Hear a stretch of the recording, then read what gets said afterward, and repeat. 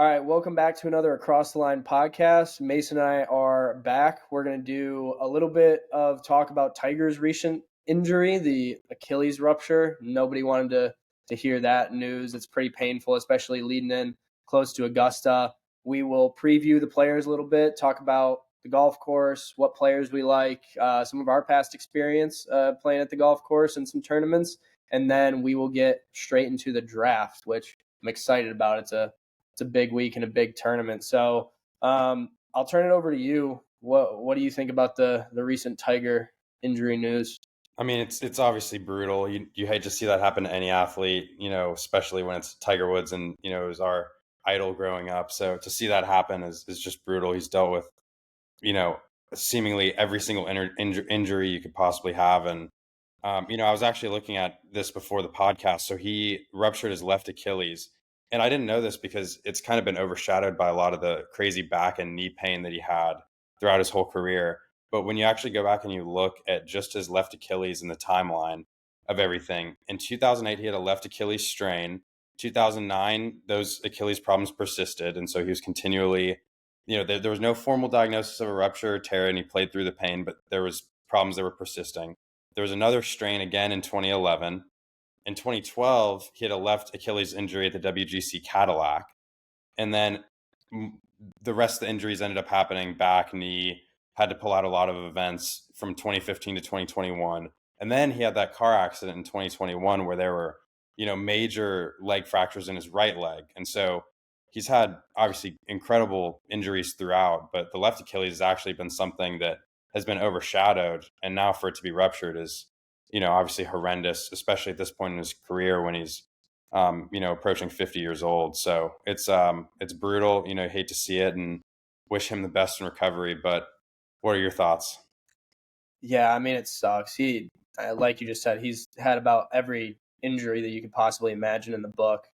And honestly, my first reaction, I wasn't really that shocked because of all the injuries he's had. Like, honestly, this is nothing compared to the other stuff he's been through with the back fusions and that car accident. We didn't even know if he was going to have a right leg based on everything that was going on. That thing was torn to bits. So the fact that he's still standing and playing every once in a while, doing the TGL stuff, and usually tries to get it nice and dialed for Augusta every year, but now that's looking extremely unlikely. That's probably not going to happen. The only kind of inside input that I have, which hoping it's public info, but it's not like we got thousands of viewers, but my girlfriend's company Arthrex actually did the surgery, the minimally invasive surgery where they can essentially just go in with a small opening instead of having to tear everything apart and fix it up quick. So that usually helps the recovery on it, which is really cool. But pretty much the only thing that you get excited to see Tiger playing, unless you're big into the TGL stuff, which is still very fun to see him play and compete a bit. You're always looking forward to Augusta to see if he can scrape it around one last time and get into contention. And it looks like we're missing out on that this year, which is sad. But yeah, I just hopefully he recovers. And honestly, at this point, you're just looking for him to live a healthier, happier life and still be able to play when he wants to and not have to continue to deal with all these injuries. Absolutely. And if you look back at it, on social media, you probably have seen this on social media where they used to put, a picture of his schedule back when he was like in his prime in the early to mid 2000s. And, it'd be wake up at 4:30 in the morning, go run 4 miles. And it was all this stuff and some of the other activities that were in there. I think there was at least 1 4-mile run a day. And, whether you take this at face value, like, I don't know if this was an everyday sort of thing. This was an occasional sort of thing. Maybe it just wasn't true at all. But if it was true, there was a 4-mile run in there every day. There was all the golf practice he was doing, the lifting he was doing. I think there was another 4-mile run in there, and there was a tennis, a session of tennis in there too. And so, those things don't contribute to, an extremely long career. Obviously, he's had one of the most unbelievable careers of any athlete in sports, clearly in golf for sure. But, your body can only take so much. And so it's a bummer to see that. Especially when it's an Achilles and it's late in your career. So it's a bummer, and hopefully he can, come back and just play. That's my hope. Yeah, you can see where the injuries come from with how much Absolutely. he's tormented his body. For sure. He's gotten through it well, obviously, but yeah, it's tough being this old and having to try to heal. Absolutely. All right, let's get into a little players preview. You've played Sawgrass, right? We were talking about this, or have We you were never? talking about, so, a little backstory. The Players Championships, obviously, this week, they had an AJGA Invitational, one of the best ones, I think. It was called the Junior Players, not the For sure. Players, but the Junior Players. And they always used to play it at TPC Sawgrass.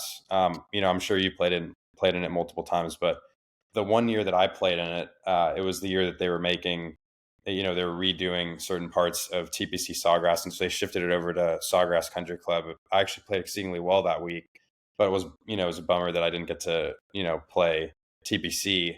And then the next year I got invited back, but it was Hurricane Harvey in Houston, and so I ended up getting stuck at my house, and I couldn't end up traveling, which was a bummer. But what are your junior players' experiences?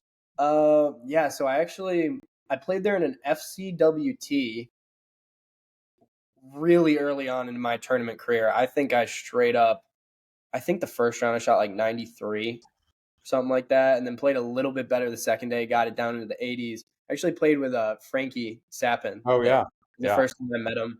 So that awesome. was kind of funny, and we were decent friends in junior golf.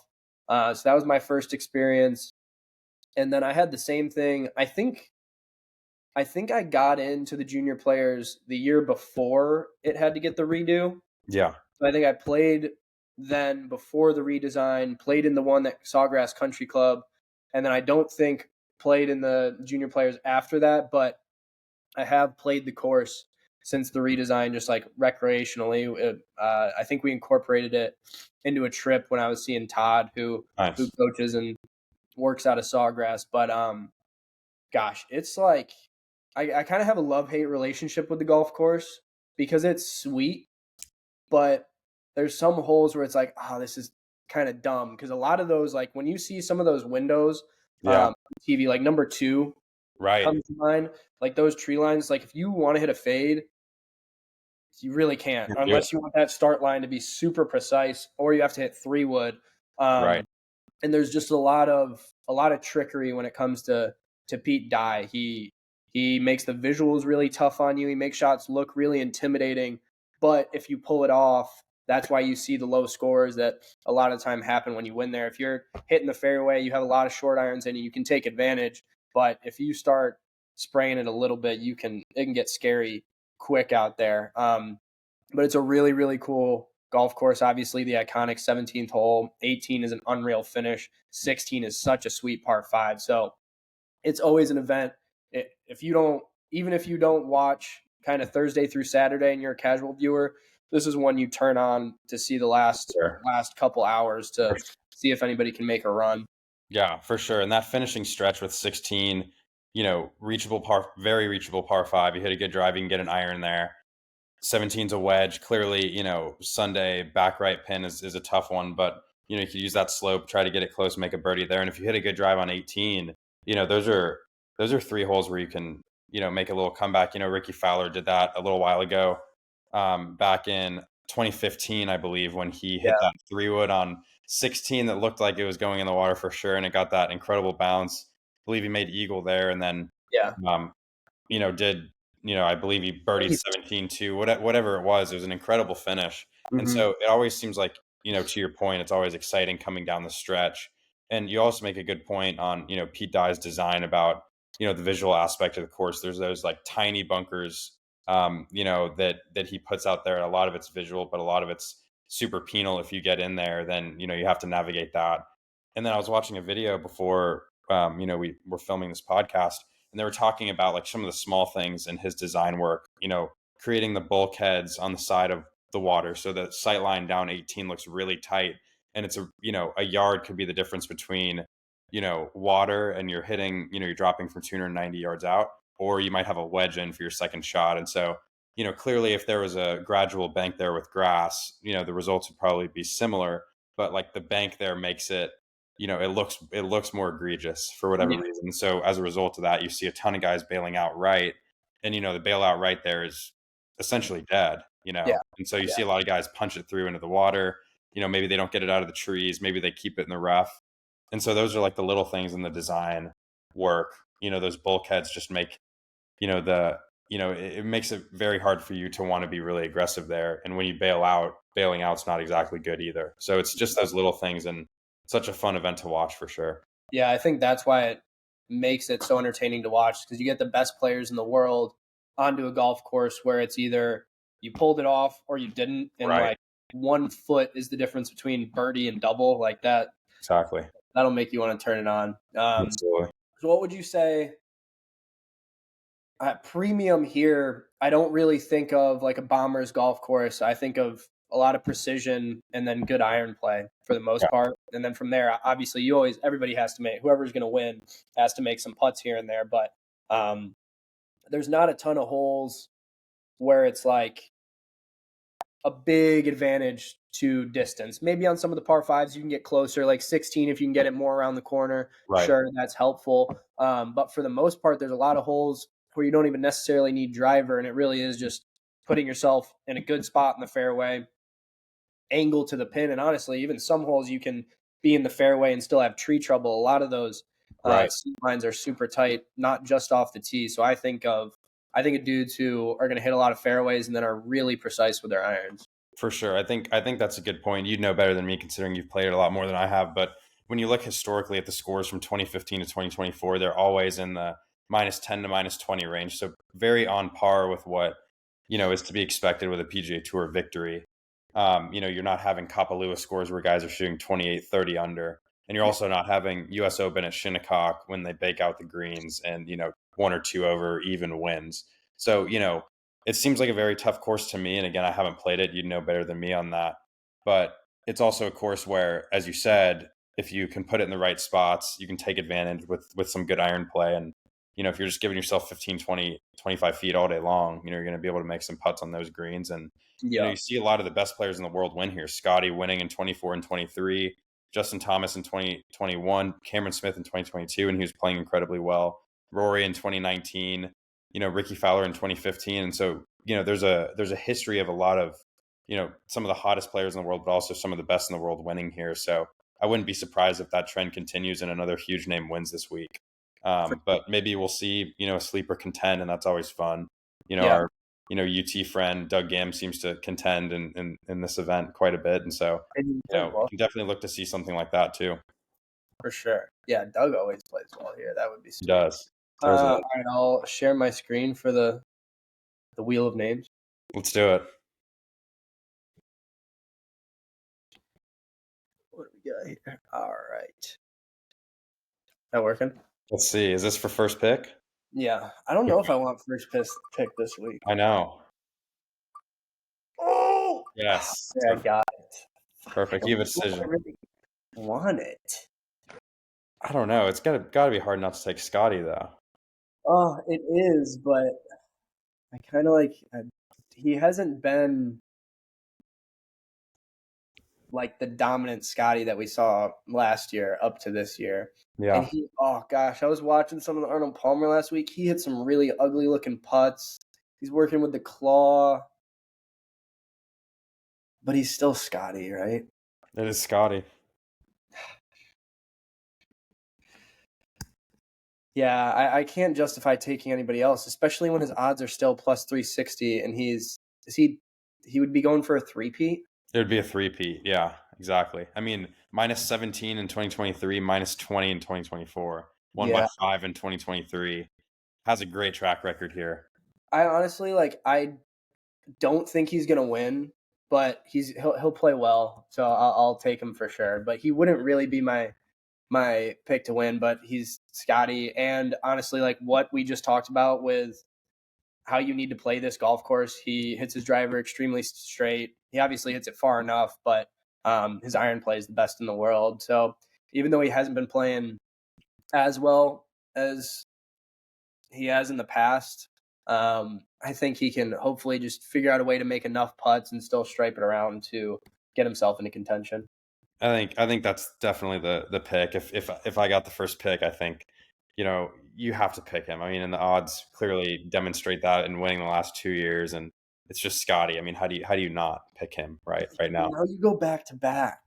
I know that's true. I'm pretty happy with having the second pick in this one. I'm not too upset with it. So for my first pick, I'm gonna actually go with Ludwig here. He's a little bit further. I mean, he's plus 2,000. I wanted Ludwig. I know you're probably hoping that one would fall to you, Of but course this week. you know, I mean, great ball striker. Unbelievable off the tee, just so consistent. Just won at the Genesis. Had an okay week. By his standards, at 22nd at the Arnold Palmer, 5th earlier this year at the Centuries.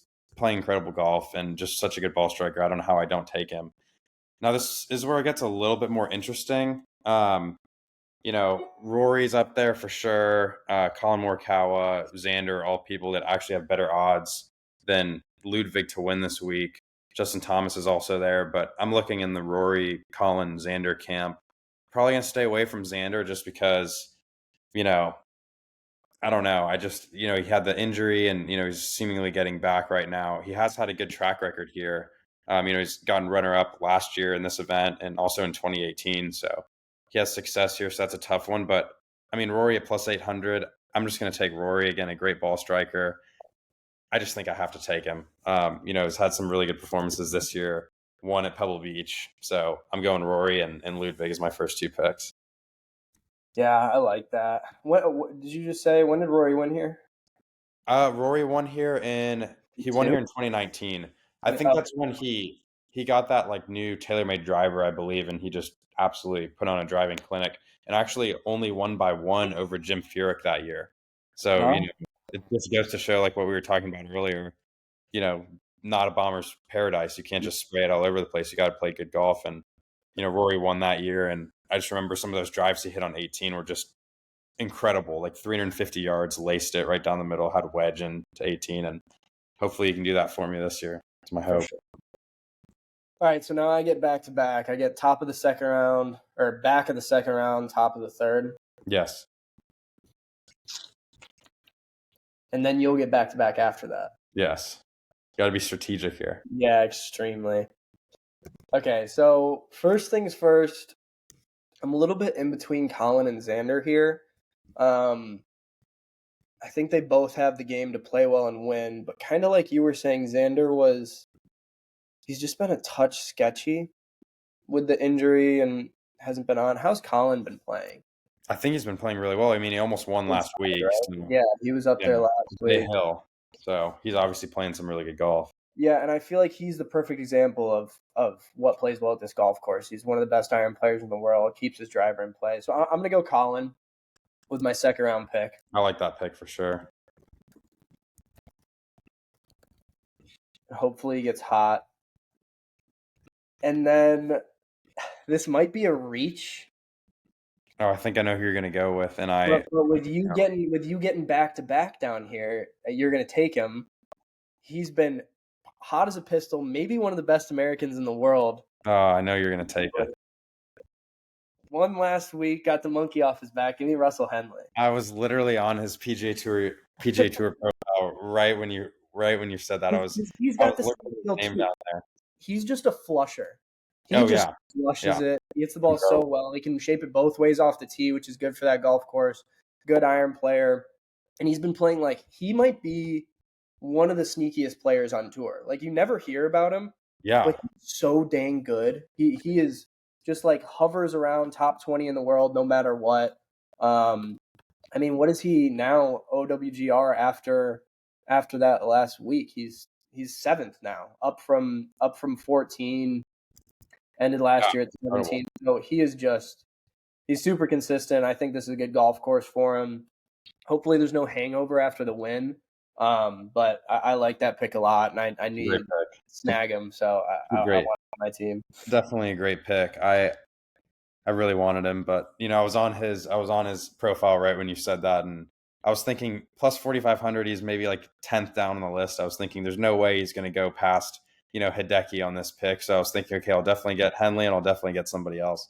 But now that you left Xander up there, right? Yeah, Xander's on the board. Okay, so I'll take Xander for sure. Yeah, that's fair. And then I'm going to take Justin Thomas. Okay.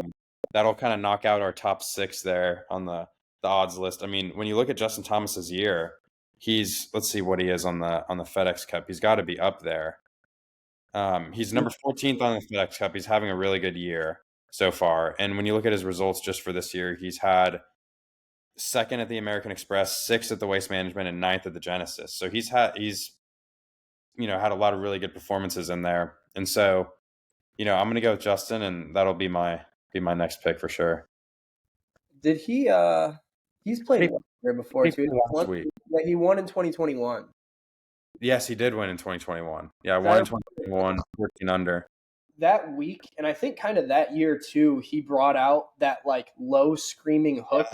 Yes, on 18. He hit it on 16 too, and like wrapped it around the corner. And then on 18, literally like you were talking about with the bulkheads, right? There's no slopes or anything, so it's either fairway or water. He kind of overdid that low hook, and it landed fairway and almost took like a straight right hop. Ended up, but he got off that tee and was like, "Oh boy!" It's also the camera view they do on that one. Hopefully they'll do it at some point this year, but they like really follow the ball and they trace it. Yeah, like you can't like. It's not like there's shot tracer behind where you can clearly see what the shot is doing. I know they did it for Tiger's like one or two iron that he hit on that hole, the one that he just started 1,000 yards right and turned over. But that shot, whatever, it was like a 3-wooder hybrid. I can't remember the club that Justin hit, but it was, it was one of those that he definitely overcooked, I think, to his liking a little bit. But you could see even in the air, it started right, and you could see like, oh wow, this thing is really moving. This is moving hard. And I thought it was going to be one of those that one hopped in the water, but stayed up and ended up winning. So good for him. Yeah, that's a good pick. You got a fun team so far. Yeah. Okay, so now I'll have 4th round and then back-to-back finish my team out in the 5th round, and then you'll get your round 5 to close it out, and then we'll do sleeper. Sleepers, yep. Oh, we're at a tricky spot here. Shane Lowry's been playing some good golf. How's Tommy been playing? Any good? Tommy, I don't know how Tommy's been playing. 10th in the world. Also up there. He's had a really good year. Finished T11 last week, T5 at the Genesis, T22 at the Pebble Beach. That's pretty darn good, and he's a really good iron player. I don't hate that. But we're off the board basically 1, 2, 3, 4, 5, 6. Top 6 are off the board. Hideki's sitting there. I don't really want Hideki though. Lowry's been playing pretty well. Gosh, it's tough. I might linger on this for a sec. No, definitely think about this one. Lowry finished T7 last week, T11 at the Cognizant, T41 second in the Pebble Beach.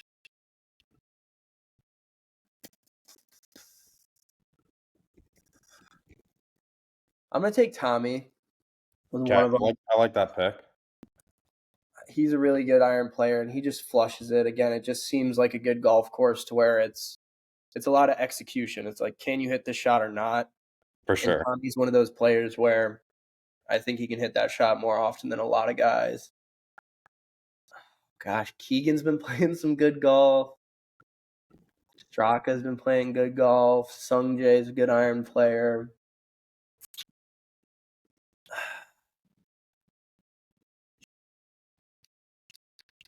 What's Hideki been up to? He won he won the Century. Yeah. I was looking at his profile earlier. It looked like he's kind of cooled down a little bit. T22, T13, T25, T48. But when you think about iron play and somebody having to take it low. Yeah. Hideki's him at his best. We've talked about this on the pod before. Him at his best is so hard. Pretty good. It's pretty good.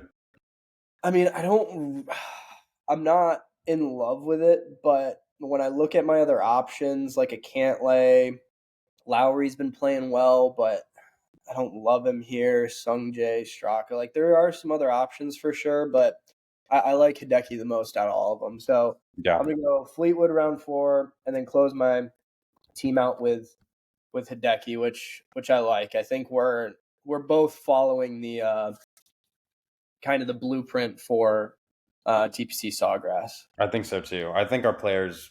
I mean, obviously we picked pretty high up on the odds list, so in theory they should play pretty well. But No, I think notably we've picked good players. Up there we've left a couple off the board that are really really good and have played well, but maybe don't suit TPC Sawgrass quite as well. So hopefully we're proven right. But I guess time will tell. For my last pick, you mentioned him. I went and looked up his, previous results. He's number 19 on the FedEx Cup, having a really good year. Just came off T5 at Arnold Palmer, 34th at the Genesis, 65th at the Pebble Beach Pro Am. But then before that, 15th at the Century, 6th at the Sony Open in Hawaii, and 15th at the Farmers. I'm going to go with Keegan.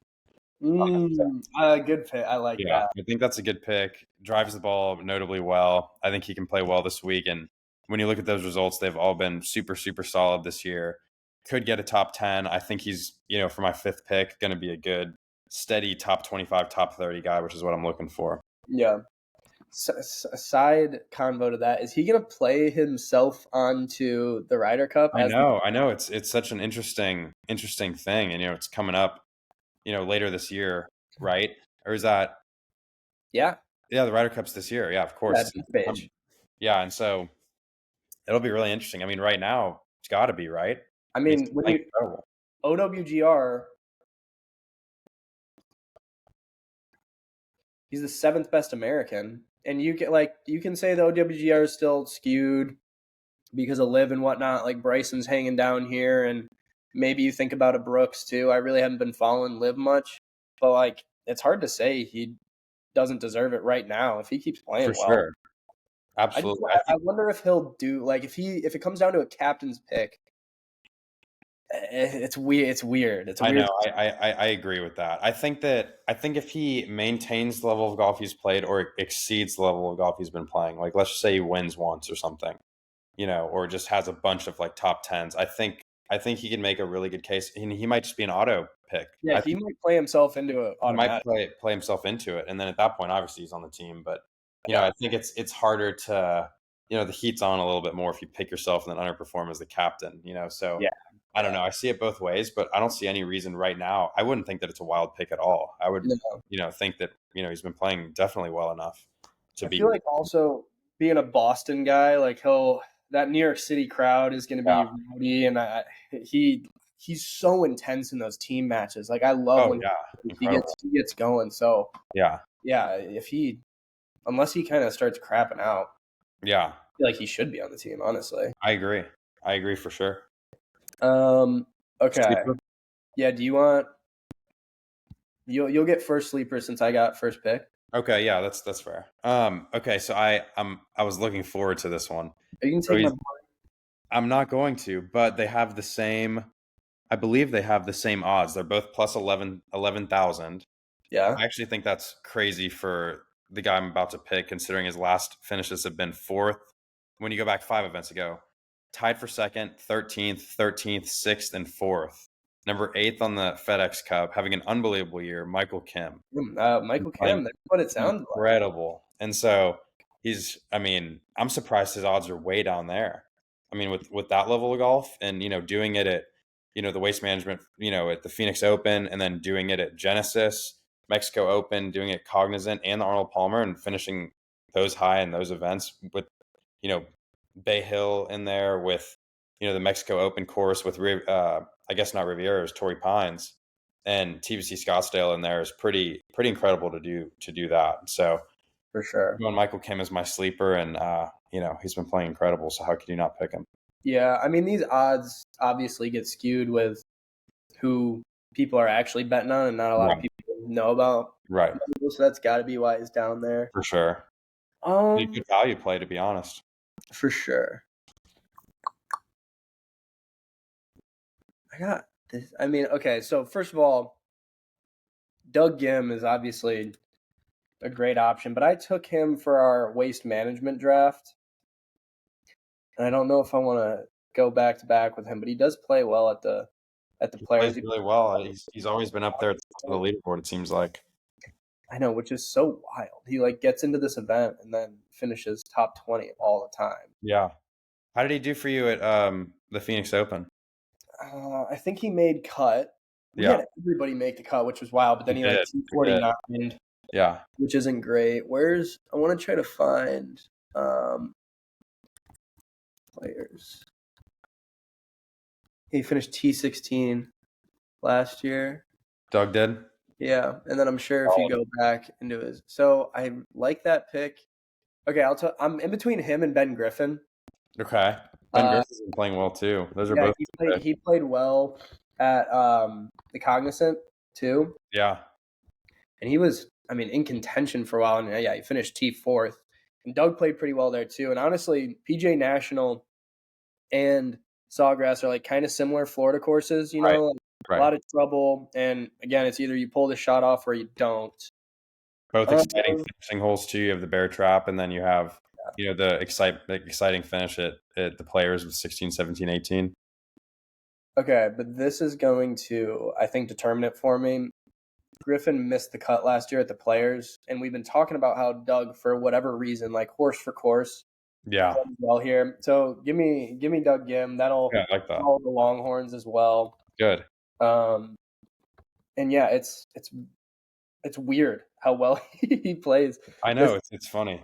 I mean, everybody in college, I've only played with him a couple times, but all the coaches always talked about how his iron shots just like perfect distance, and they're always just like falling down on top of the pin. So For sure. kind of follows the blueprint for TPC Sawgrass. So wow, these are really good teams. Obviously, it's a really good field, so it's kind of gonna be like that. But my team, to summarize, is Scotty, Morikawa, Henley, Fleetwood, Hideki, and then Doug as a sleeper. And then you have Ludwig, Rory, Xander, JT, Keegan, and Michael Kim as a sleeper. It's good teams. A lot of star power. Sure. Those are good teams for sure. Do you think the winner is going to come out of one of those 10 names? Are you pretty confident in that? Yeah, I mean there's pretty consistently, right? Like the winner of this tournament is playing well going into the event. Like you have to be firing, and then it's usually a big name because I mean this field is full of big names anyway. So it's which of the best players in the world is going to play the best, and I mean we've got basically the top 8 on the odds list, and then a couple pretty dang close to that. So Right. I'd be surprised. I mean, I could see like a Sepp Straka, maybe even like a little Corey Connors. He's a good iron Yeah. player. Like somebody coming out of it. Mad McNeely's been playing I was well. thinking about McNeely for my sleeper. Yeah, he rolls the rock, man. He does. Oh, That last round at the Genesis was incredible. yeah. Absolutely incredible. But those teams are great. I do think the winner is going to come out of that.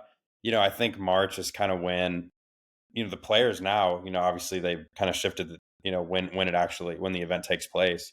But it's kind of like, in my opinion, the marker where like guys really clearly you want to be on and you want to like win all the time and play really, really well. But like guys really try to peak now because it's starting to get into Augusta time. You want to kind of build a lot of momentum. And so, guys are kind of getting into form now, right? And so you start to see the good players, I think, play well around this time frame, considering, they're, not rusty and they're ready to go and they're in tournament form. And so it wouldn't surprise me at all if one of our top couple picks, really anybody on that list wins. Yeah. So it'll be fun to watch. Yeah, the season almost goes kind of like the Hawaii events are almost a little bit of a preseason. Like Yes. some guys almost treat it like a vacation. The family comes down, they're knocking some rust off. Then they play a little bit, and then Arnold Palmer's last week. So it's like, okay, that's like the real start of the season. You get Arnold Palmer and the players, and then before you know it, Augusta sneaks up on you. It does. Start the year in April. So, yeah, guys want to be peaking now pretty much, or at least starting it, so that they can go into Augusta playing really well. So Exactly. yeah, players is always a really exciting week, and I'm pumped to watch it this year for sure. Absolutely. Yeah, it'll be great. I'm excited for it. Sure. All right. Well, tune into the draft. We'll be posting on Instagram a bunch of updates. So stay up with us there. It's just across the line. We're trying to get on Twitter a little bit more. And then if you're watching here, subscribe on YouTube. Find us on the Spotify podcast, and we still got to get on Apple Podcasts too. But we'll get all that rolling. But other than that, thanks for watching, and yeah, let's have a great Players Week. Awesome.